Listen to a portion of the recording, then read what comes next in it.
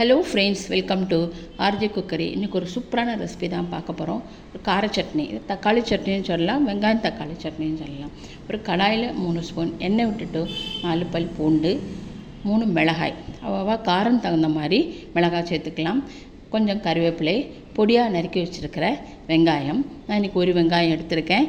நான் நல்லா 2-3 நிமிஷம் நல்லா வதங்கின அப்புறமா பொடியாக நறுக்கி வச்சுருக்கிற தக்காளியும் போட்டு, நான் இன்றைக்கி 5 தக்காளி எடுத்திருக்கேன்.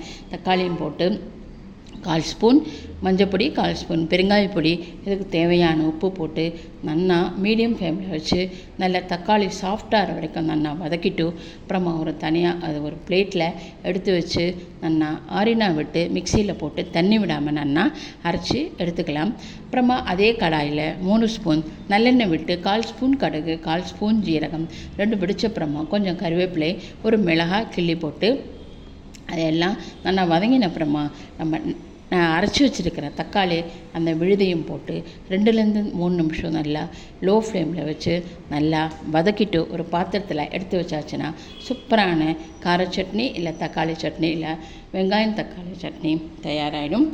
இது நம்ம சூடான இட்லிக்கு, தோசைக்கு, பொங்கலுக்கு எதுக்கு வேணாலும் தொட்டுண்டு இதை சாப்பிட்லாம். இந்த வீடியோ உங்களுக்கு பிடிச்சிருந்ததுன்னா சப்ஸ்கிரைப் பண்ணுங்க. தேங்க்யூ.